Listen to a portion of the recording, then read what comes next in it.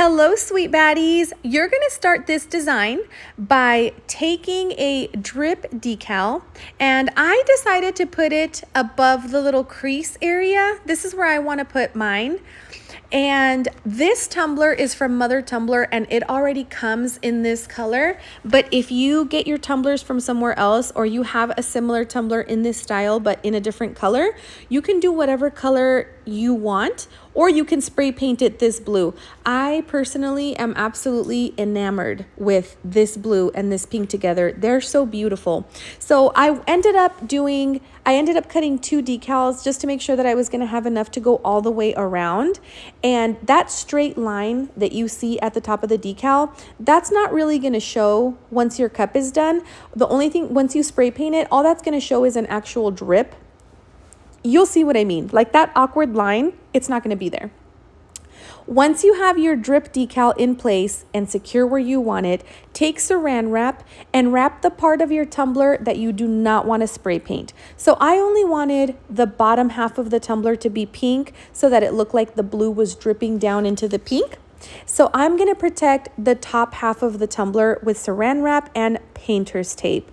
Once I have that completely secure, I'm going to go outside and I am going to spray paint it. Here's what it looks like, okay? Now I'm going to take my spray paint and I'm going to make sure that I shake it really well. Make sure you shake the spray paint as well. And then you're going to spray from about 10 inches away, and you're just going to make sure that you get that nice, good coverage. Do a baby pink if that's the color you want. And then almost as soon as I had spray painted it, I went right away into removing my decals and my plastic, just because I didn't want the spray paint to dry too much and then for it to get harder to remove the decals later. And this is the product I ended up with. I set that aside to dry for a couple of hours, and then I took my images that I purchased from Etsy and I uploaded them into Cricut Design Space. And this is how you use the print and cut feature in Cricut Design Space. You want to go ahead and select your image and upload it into Cricut. And I always do the very bottom setting that you saw me click, which I think said complicated or something like that. And then instead of doing the SVG, you're going to click on the right where it says print and cut. And you're going to repeat the process for any of the decals you upload. You're going to upload, and then you're going to want to click the right option, which is print and cut. And then you're going to go ahead and upload them into your project that you're working on in your design space, okay? And size them. I measured my tumbler, and the top of my tumbler is pretty wide, so I made sure to size it accordingly. So make sure you measure your cup. And then once I had my decals that I was ready to go and knew exactly what I wanted to use for my cup, I uploaded them into my design space. I sized them, and then I went ahead and uploaded them. Once you have them selected in the size that you want, you're gonna go ahead and on the top right, you're gonna click Make It. And that's gonna bring you to this next screen. And to the left hand side, you're gonna be able to pick your paper size. Mine is 8.5 by 11. Once you've selected your paper size, you're gonna go ahead and click Continue. And that is going to give me the option to send this to my printer. So make sure you have your printer, whatever printer that you use, make sure you have it set up. And then that option that says bleed, that just gives it an extra line around the outside to help your Cricut machine cut it. Once I have printed it, I then put it on my sticky mat, and then I go back to my design space and I hit click next, and that's going to send it to my Cricut machine to cut the image that we already printed. And it's going to use those guidelines to know exactly where to cut. If your machine is not cutting, you need to calibrate it. I've always had issues with my Cricut, but I recently calibrated it twice and I was finally able to get it to work for me. So once I remove the excess, I take a little bit of transfer tape and I transfer over my decal. And then I place it. I don't know why. I always tell you guys this in every video, but I like to place my decal on my cup while my cup is standing up. I just feel like it's so much easier for me to get it straight and to get it centered. So I use my squeegee McGeegee and I flatten it and I make sure it's nice and good on there. I remove my transfer tape, and then I'm gonna repeat the same thing on the back side. On the back side, I'm gonna put that outline of the Barbie, which is so cute. It's so cute. I love her. She's so pretty. And she matches the color of the rhinestones so perfectly. So I'm going to go ahead and make sure there's no air bubbles in there. Once I have both my decals on, I'm going to use UV resin. I get this UV resin from Amazon. I think it was like $39 for that big container. You're going to use that UV lamp. Make sure you wear some gloves and protect your booger hooks. You definitely don't want UV resin directly on your skin. I'm going to do a very thin coat over both of my decals, and I'm going to cure them both sides for about 2 minutes until the UV resin is completely dry like your humor. And then once that's completely cured and dry to the touch, I'm going to start setting up my rhinestones. I am using Flynn Sisters Supply Shop rhinestones. I'm using a very gorgeous pink and blue, which I will link in the description. Don't forget, I do have a discount code to help you save money. I'm going to be using this silicone tip brush and a wax pencil. This is how I like to apply my glue, but a lot of people like to use precision tip bottles, and that's perfectly okay too. This is just my method. Anytime you make a rhinestone tumbler, you always want to start at the rim. You want to make sure you secure your rim. Always, always, always. Because you want to make sure that you have a straight edge. You don't want to do your whole tumbler and then get to the top and not have enough rhinestones to fit in those spaces and then have it look unfinished. So always start with your rim and then place it upside down and make sure all of your rhinestones are aligned. Set it to dry for a few hours so that you have a very straight line that's not going to move or slide around. So I set that down and I let it dry for a couple of hours. And once, while that was drying, I started on my lid. I did sand my lid since it's got like some protective frost on top, and I didn't want it to repel my glue. So I sanded, scuffed it up, cleaned it up with alcohol, and then I went in with my rhinestones. So I'm going to do the scatter method for my entire tumbler, which just means that you use all sizes and put them in whatever space fits versus doing honeycomb. Honeycomb is when you do the same size rhinestone and do them in lines going down the tumbler.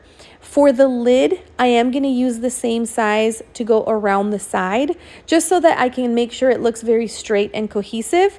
But the top of the lid, I am going to do scatter method, which, like I mentioned before, scatter method is kind of like playing Tetris. You put your glue and then you just put rhinestones in whatever size fits in that little space. You're just playing Tetris.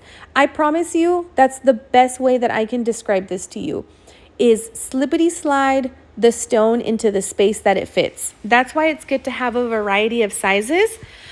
A lot of people offer mixes which already come in multiple different sizes in that one color. If not, you want to just make sure you buy a variety, okay? I'll link some of the sizes that I recommend. I'll name them so that you guys can choose. But so once my rim is secure and dry, I can go ahead and start working and pushing my way down with rhinestones. I would say all together, this tumbler took me between 18 to 19 hours of work. And because I was on a YouTube deadline, I did sit and work on this tumbler for a lot longer than I normally would. When you're working on a rhinestone project, whether it's a tumbler or whatever you're doing, you can do a few hours at a time a day. You don't have to sit down and get the whole thing done. You can do 2 hours here, 2 hours there. But I did like 18 hours of bling in 3 days. I don't know why. I'm crazy.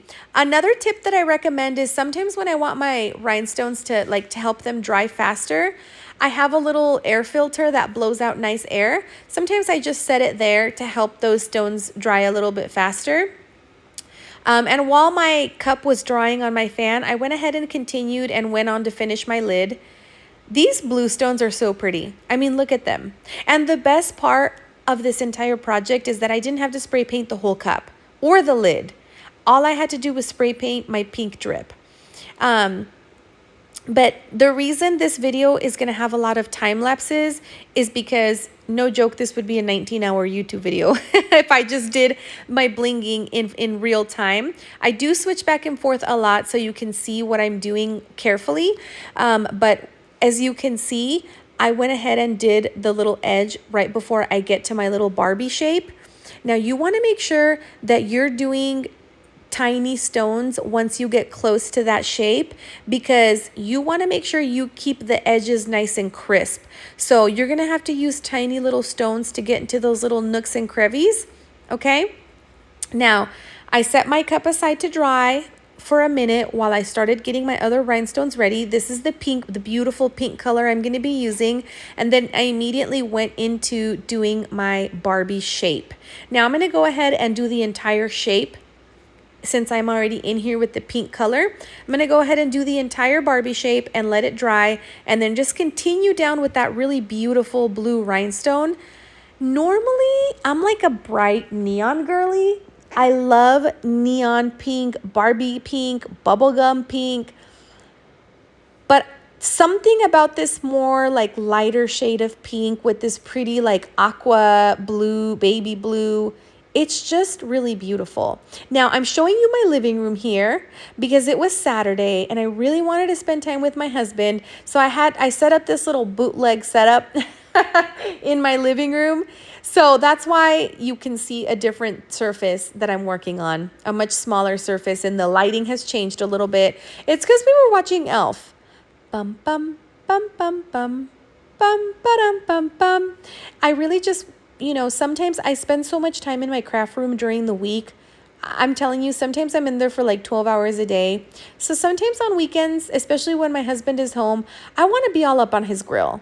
I want to be all up in his face. I want to be sharing farts, smelling the same air. I want to be around him. So that's why I decided to move my little setup over to the living room and just craft with him. I pretty much did the rest of this entire blue section on this side down to the drip while watching the movie Elf. And so I definitely took breaks here and there in between blinging, and we ran to the store in between and stuff like that. That's the good thing about rhinestone cups, is you can kind of walk away from them and come back and pick up whenever you're ready. Now I'm going to move on and start that pink drip. I was dying to see the contrast of how that drip was going to look with the pink and the blue. And let me tell you, I don't want to toot my own horn. I really don't. So I'll let you guys toot it for me. But I think I chose really good colors. I just think it looks so freaking beautiful. And I really hope this aqua color is not sold out, because it's very beautiful and I'd be very sad for you to miss out. So make sure you head on over to grab it before it is gone. You don't have to use my discount code if you don't want to, but if you like to save money, then you can. If you rich, then can you pay for my rhinestones? Now, before you get all the way to the bottom, you're going to do the exact same thing that we did when we did the rim. You're going to want to secure a nice and perfect straight line at the bottom. And once you're done, you're going to want to set it down on a silicone mat to dry, just the way we did the top part. That is going to ensure that you've got a nice, clean product with straight lines at the top and at the bottom. If you don't have that, it's going to be very noticeable. Any little imperfections on the rim or the bottom are going to be the most noticeable. Now, I am using clear glass rhinestones for this decal. These are also from Flynn Sisters Supply Shop. If you ever want to do a very detailed decal and you're like, man, I really want to bling this, but I don't want to use like 5 different colors of teeny tiny itty bitty rhinestones, this is a wonderful solution, because you just do clear rhinestones over it and they still sparkle and it looks like you blinged in all those colors, but you really didn't. You cut corners, but nobody has to know. Nobody. I'm not a snitch. Are you a snitch? I hope you're not. Because snitches get stitches and they always end up in ditches. So I've heard, allegedly, for legal purposes. All right, baddies. Now, I'm not even going to lie to you. Okay. Getting under this handle was a pain in the butt. I was like, please, dear Lord, let me finish under this handle. I was ready to be done. It was probably, I would say, the most tedious part of this entire design was under the handle. Just because it's hard to see in there, it's hard to reach your little glue thing in there and your wax pen, but it's doable. And once you make it through that handle, you're like, bonga la, bonga cha cha cha. It feels wonderful. So keep on trucking, keep on pushing, make it through that handle, and you will be Gucci. So now what I'm going to do is I'm going to go ahead and just continue working on my blue section.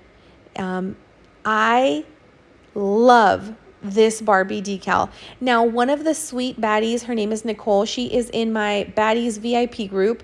She designed that Barbie decal for us. We do have a Dropbox folder full of free files from me and multiple other Procreate artists. They're available for you to download for free. There's a lot of Christmas stuff in there now. And we upload every month. Sometimes every other week I upload new stuff. So, we have cut files and all that stuff. So that Barbie decal, not this one, not the shape, but the Barbie decal on the other side, one of the sweet baddies put that together, and it is in there for free download. If you guys are interested in possibly trying BADDIE University out for a month, it is less than $1 a day, and you get an insane amount of perks, not to mention weekly live tutorials with me, your favorite. You get to ask me questions in real time. I will link that in the description in case anybody is interested. And here I am telling myself, you got this. You're so close to the edge. You cannot give up yet. Look at you. You're so close. Like I mentioned, baddies, the reason I'm doing this in so many time lapses is because I kind of have already explained how you place the stones in a Tetris format. And so trust me, you don't want to watch me doing that in real time. I promise you. So here I am just trying to finish that blue section. Now, I know what you guys are thinking. What's she going to do with a cup? And I had a dream where the Lord told me to keep it. So who am I to go against the Lord's will? So I am going to keep this one. I hope you love this tutorial half as much as I love you. I hope you love me, you love this video, and guess what? I'll see you next week. Leave me your feedback in the comment. Let me know what you'd like to learn next. Until next time, mwah, besitos.